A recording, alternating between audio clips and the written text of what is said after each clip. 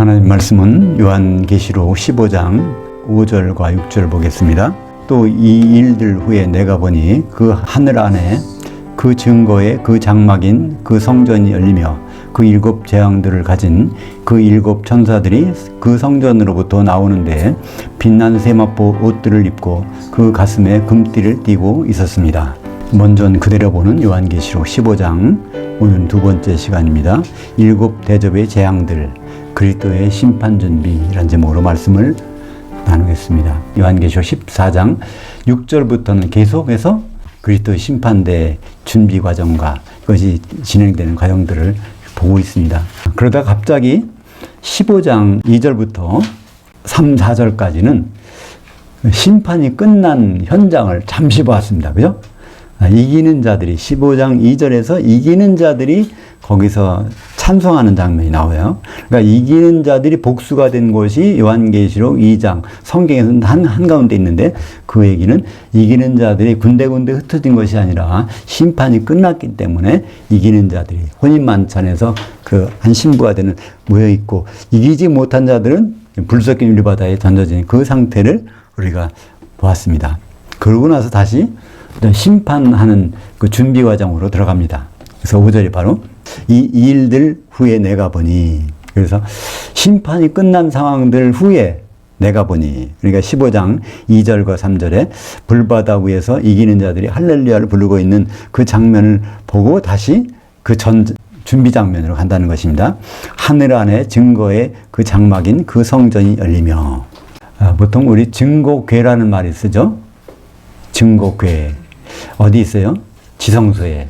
바로 이건 지상에 있는 것들은 다 뭐예요? 하늘에 있는 것의 그림자란 말이에요. 그러니까 이게 본래의 증거궤가 있는 그 장막에서 심판 준비가 되고 있는 장면이 보입니다. 그래서 다시 보면 15장 2절 다시 볼까요? 또 내가 불이 섞인 유리바다 같은 것이 있고 그 짐승과 그 우상과 그 이름의 수를 벗어난 이기는 자들을 보니 그들은 그 유리바다 위에 서서 그 하나님의 검은 고들을 가지고 그 하나님의 종 모세 그노래, 어린 양의 그노래를 불렀다 말씀이 나옵니다. 그리고 그 밑에는 심판을 받고 불 섞인 유리바다에 떨어진 큰 성 바벨론이 나오죠. 18장 21절 이에 한 힘센 천사가 큰 맷돌 같은 돌을 들어 그 바다 속으로 던져 이르되 큰 성 바벨론이 이같이 비참하게 던져져 결코 다시 보이지 아니하리로다. 그러니까 어떻게 보면 시간적인 순서는요, 요한계시록 18장 21절이 더 먼저야. 그죠? 이게 심판한 장면이니까. 그 다음에 15장 2절은 심판이 끝난 다음에 이기는 자들이 찬송하니까 시간적으로 보면 그렇습니다. 근데 여기에 보니까 일곱 천사들이 일곱 대접을 가지고 이제 심판한 장면인데, 그것을 먼저 1장에서 그걸 보여준 게 있어요. 어디에서 보였을까요? 요한계시록 1장 4절 보면 요한은 아시아에 있는 일곱 교회들에게 편지합니다. 지금도 계시고 전에도 계셨고 장차 오실 분께서 또 그분의 그 보좌 앞에는 일곱 영들, 여기 일곱 영들이 있어요.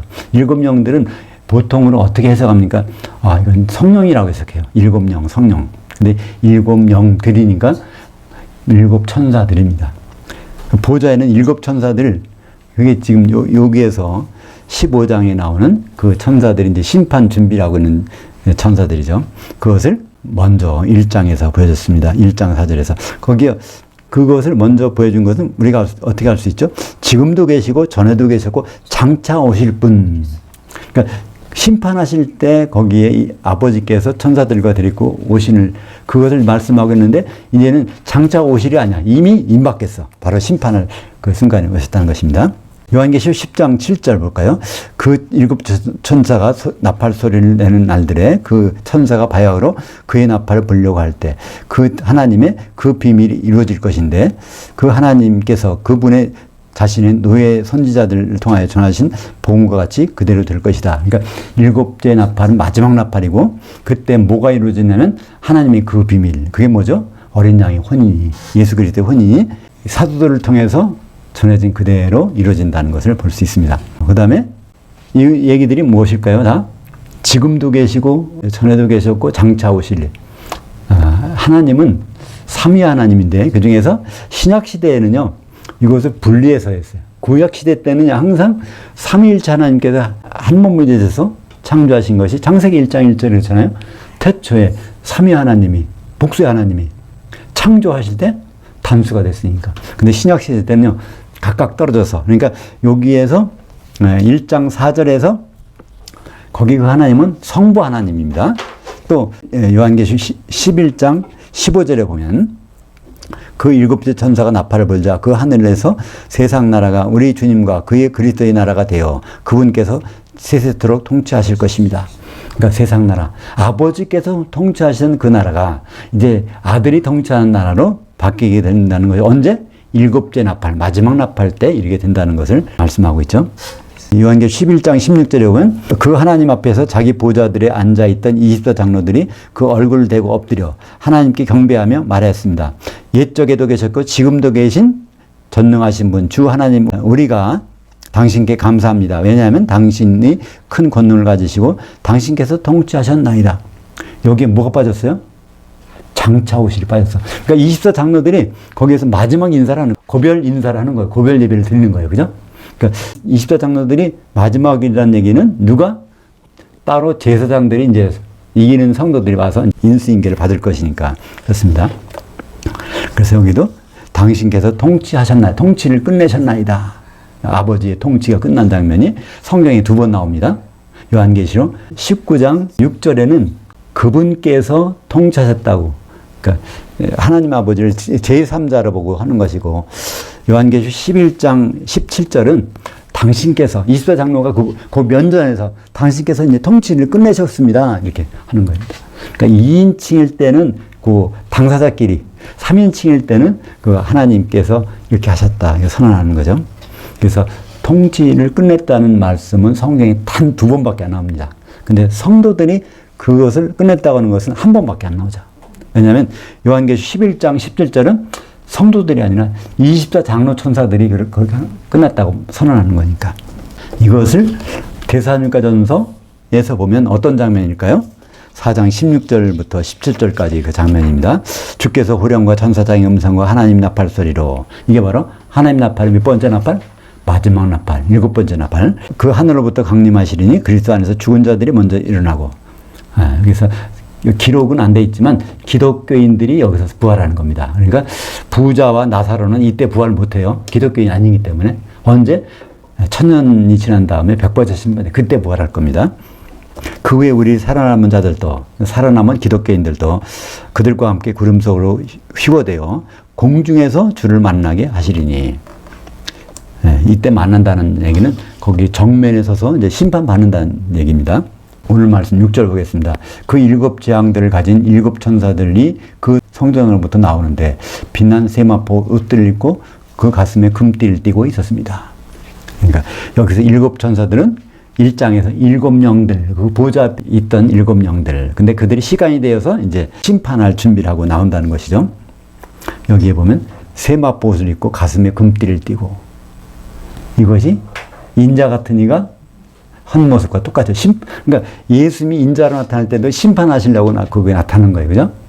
7교회 한가운데 서시는 분, 그게 바로 그리스도의 심판대 장면이라는 것을 다시 한번 알 수 있습니다. 똑같은 장면인데 여기서는 7 천사들이 심판할 준비를 하고 있다는 거예요.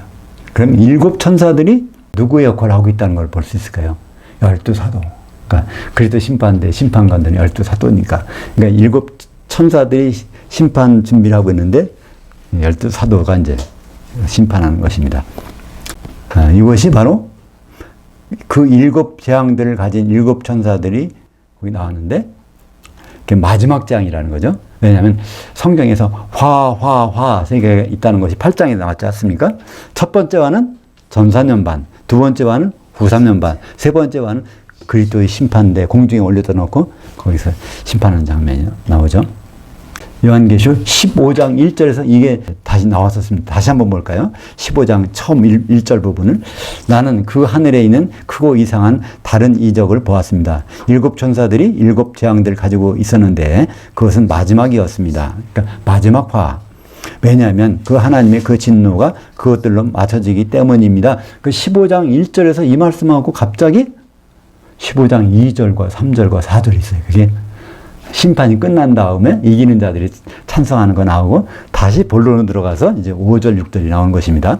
그러니까 일곱 대접을 가지고 심판하는 천사들이 나오는데 그것은 다른 말로 하면 12사도가 심판하는 것으로 같이 봐야 돼. 그러니까 사람이 심판할 때는 12사도가, 천사가 할 때는 7천사가 심판하는 것. 그것을 1장에서 다시 한번 볼까요? 13절에 그 등잔 때들 한가운데, 이것은 바로 교회죠. 7교회. 7교회 한가운데 인자 같은 분이 발에 닿는 옷을 입으시고 가슴에는 금띠로 띈 띠를 띠고 계셨습니다. 오늘 15장에 7천사들이 금띠로 된 띠를 띠고 있다는 것도 예수님과 똑같이 심판하려고 그런 모습이죠. 그러니까 우리는 이것을 벌써 1장에서 보았습니다. 그러니까 요한계시록 1장은요, 요한계시록 전체에 압축한 그 내용입니다. 대학이나 어떤 그 연구소에서 논문을 쓸 때요, 그 초록이라는 게 있어요. 초록. 그 영어로 앱스트랙이라고 하는데, 그 앱스트랙에 해당하는 부분이 바로 요한계시록 1장입니다. 1장에는 전체적인 것이 다 거기 압축되어 있어요. 그러니까 1장에 벌써부터 인자가 7개의 공중에 올려져 놓고 거기서 심판한 장면이 거기서 나오지 않습니까? 그것을 다시 이제 풀어 쓰는 것입니다. 1장 16절 보면 그분의 오른손에는 7별들이 있고, 이 7별들이 바로 7천사들이죠. 7대접의 재앙을 가진 그 천사들이 여기 나오지 않습니까? 그 입에서 좌우에 날카로운 검이 나오고 그 얼굴은 해가 힘있게 비치는 것 같았습니다. 이것을 마태복음에서 이 현장을 한번 찾아볼까요? 마태복음 19장 28절. 세상이 새롭게 되어, 이게 바로 이 세상이 다음 세상으로 바뀌는 거죠. 인자가 자기 영광이 보좌에 앉을 때 나에게로 따랐던 너희도 12보좌에 앉아 이스라엘 12지파를 심판하리라. 그러니까 이스라엘 12지파가 요한계시록에서는 7교회, 모든 기독교인들이라는 것을 알 수 있죠.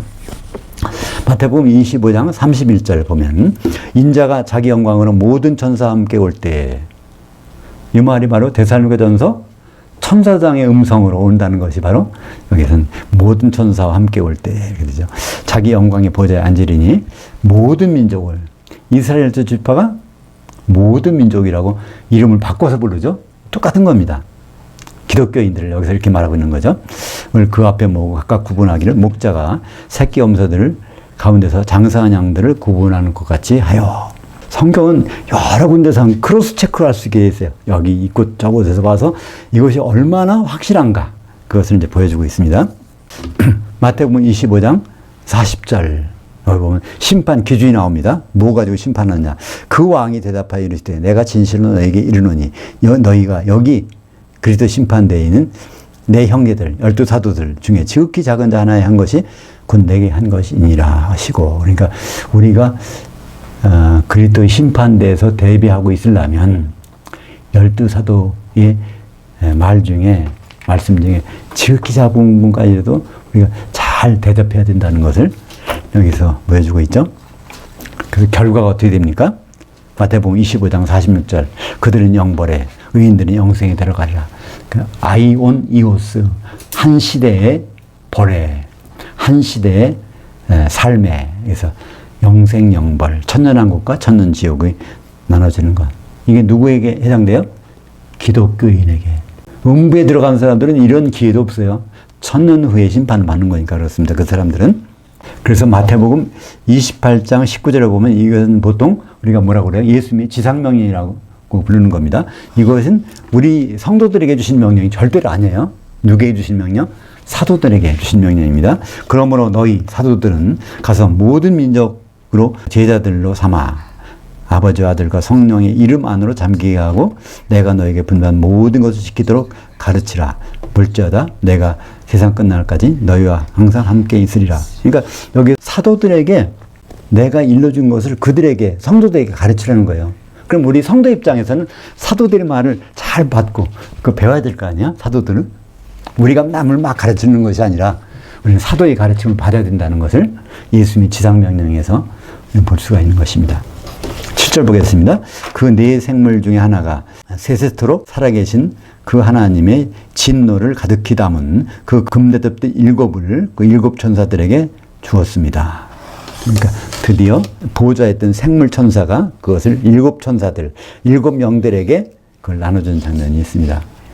그게 바로 이제 앞으로 16장이 나옵니다. 16장 1절 볼까요? 또 내가 들으니 그 성전에서 그 음성이 나서 그 일곱 천사들에게 말하되 너희는 가서 그 하나님의 그 진노의 일곱 세대들을 그 땅 속으로 쏟더라. 여기서 땅은 교회. 그러니까 교회를 심판하는 것입니다. 앞으로 8절 보겠습니다. 그 성전은 그 하나님의 영광과 그의 능력에서 나오는 연기로 가득 찼으며 그 일곱 천사들의 그 일곱 장들이 마치기까지는 아무도 그 성전에 들어갈 수 없었습니다. 그래서 우리는 이 성전의 위치가 어디 있는가를 보셔야 돼요. 이건 지상의 성전이 아니라 셋째 하늘에 있던 성전이야. 근데 이래도 계시고 전에도 계시고 장차 오실 아버지께서, 그러니까 아버지는 예수님이 이제 공중에 와서 심판하실 때 아버지도 거기 셋째 하늘에 안 계세요. 같이 오시는 거예요. 아버지는 그래서 아버지를 표현할 때 이래도 계시고 지금도 하늘들에 계시고 전에도 계셨고 장차 오실 일. 그러니까 장차 오실이라는 심판의 현장에 아버지께서 오신다는 거예요. 다만 예수님이 열두 사도와 같이 심판하지만 그 현장에 하나님 아버지께서 계신다는 겁니다. 그러니까 그 계시는 것이니까 이 성전도 이제 공중으로 내려온 거죠. 마태복음 9장 15절에 보면 예수께서 그들에게 이르시되 신보실 아들들이 신랑과 함께 있을 동안에 슬퍼할 수 있냐? 그러나 신랑을 빼앗길 날들이 이르리니 그때는 금식할 것이니라. 그 신부 대기실이 거기 펼쳐지는데 하나님 아버지도 거기에 내려오시는 것입니다. 결혼하러 보시려고 궁금해서 어떻게 멀리 앉으시겠어요? 그 현장에 계셔야 되지? 근데 거기서 신랑을 빼앗기는 사람들이 나온다는 것입니다. 아내가 되지 못하면 바로 거기서 지옥으로 들어가는 것이죠. 마태복음 22장 4절과 9절과 14절을 같이 보겠습니다. 다시 다른 종들을 보내며 이르되 청한 사람들에게 이르기를 내가 그 오찬을 준비하되, 오찬은 아리스톤, 만찬은 데이프논. 그러니까 모든 기독교인을 부를 때는 오찬 준비해서 불러놓는 거예요. 그죠? 소와 살찐 짐승을 잡고 모든 것을 갖추었으니 그 혼인잔치들에 오소서 하라 했더니, 근데 혼인잔치는 사실은 두 개가 다 있는 거예요. 오찬과 만찬. 9절에 네 거리 길에 가서 사람들을 만나는 대로 혼인잔치들에 청하여 오라 하되. 마태복음 22장 14절 청함을 받은 자들은 많되 택함을 입은 자들은 적으니라. 그래서 그 많은 사람들이 초청을 받았지만 모든 기독교인이 초청받았는데 거기에서 혼인만찬에 택함을 받은 자들은 아주 적다는 것을, 폴리스는 참 많은 거예요. 올리고스는 참 적은 거예요. 당 중에 제일 단맛이 적은 게 올리고당이라는 거죠. 올리고당. 단맛이 가장 아주 작다는 것을 표현할 때 올리고. 그러니까 참 우리가 보기에는 참 이해가 안 될 수 있는데 하나님의 관점에서는 그 많은 기독교인 중에서 혼인만찬에서 어린 양의 아내가 되는 이기는 자들은 아주 적다는 거예요. 마태복음 25장 10절에 그 만찬 현장에 대해서 말씀하고 있습니다. 그들이 살아간 사이, 그러니까 성령의 기름이 소멸된 사람들이 살아간 사이에 신랑이 오므로 준비했던 자들은 함께 그 혼인잔치들. 그러니까 이 혼이라는 말은 가모스라고 합니다. 가모스. 이게 이제 복수가 돼서 여기 쓰이는 거예요. 가모스가 이제 오찬, 아리스톤도 있고 만찬, 데이프논도 있는데 그 만찬까지 들어가는, 누가 들어가요? 슬기 있는 자들, 지혜 있는 자들, 기름을 준비하는, 그거로 하나 될 수가 있으니까. 요한계시록 3장 12절에 그 현장을 다시 한번 다른 각도에서 보여주고 있습니다. 이기는 자는 내 그 하나님의 성전의 기둥이 되도록 하겠다. 성전의 기둥. 이 성전은 어떤 성전이? 이미 이제 셋째 하늘에서 다 이동해서 모든 것이 내려온 그 성전이 기둥이 되는 것. 기둥이라면 그 성전이 없어지지 않는 그 성전과 항상 같이 있게 되는 거죠. 그러니까 이기는 자가 그런 위치에 있다는 것을 말씀하고 있습니다. 그는 결코 나가지 아니하리라. 나는 내 하나님의 그 이름과 내 그 하나님의 그 성, 곧 그 하늘에서 그 하나님에게서 내려오는 새 예루살렘의 이름과 나의 그 새 이름을 그 위에 기록할 것이다. 이름 세 개가 있어야 기둥이 될 수 있는 거죠. 이기는 자가 되고, 이 중에 한 개를 빠지면 안 됩니다. 예를 들어서 빌라델피아 교회는 13만 사천이 올라갔을 때는 두 개 이름밖에 없어요. 아버지 이름과 아들의 이름밖에 없었어요. 아직까지는 어린 양의 신부가 못했다는 얘기죠. 그러니까 빌라델피아 교회에게 말하는 거 보면 뭐 어떻게 돼 있어요? 맨 마지막에 내가 가지고 있는 것을 끝까지 잡고 있으라 그럽니다. 빌라델피아 교회는 적은 능력을 가지고 믿음을 지켰다고 그랬어요. 적은 능력이 디나미스입니다. 성령이 조금밖에 없는데도 아직은 소멸이 안 됐어. 그 소멸되려고 말랑한 그것을 끝까지 잡고 있어야 마지막에 성령이 이제 있어가지고 혼인만찬에 들어간다는 얘기입니다.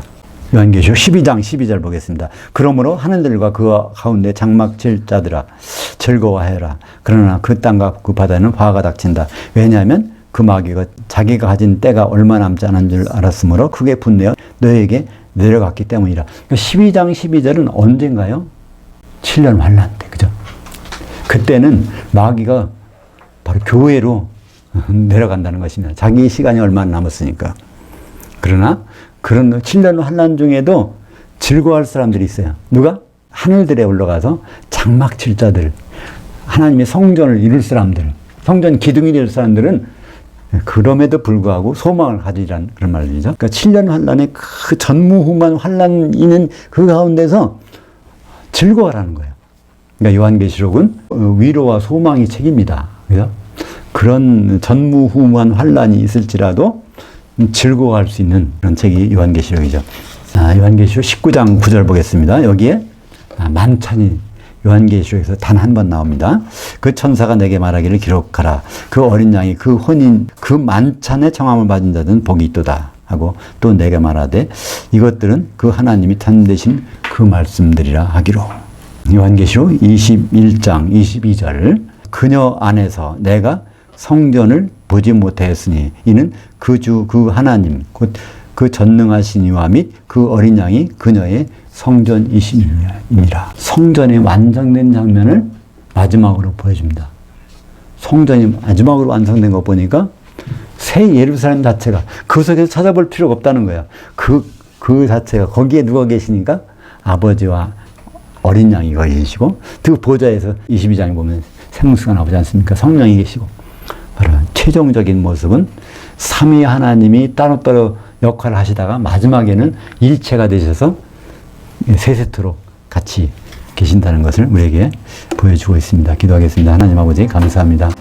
오늘 7 대접의 재앙들을 가지고 그리스도의 심판대에서 심판할 천사들의 모습을 다시 보게 하심을 감사합니다. 우리가 언젠가는 만나야 될 그 일들을 우리가 다시 보고 새로운 다짐을 할 수 있도록 인도하여 주시옵소서. 예수님 이름으로 기도합니다. 아멘.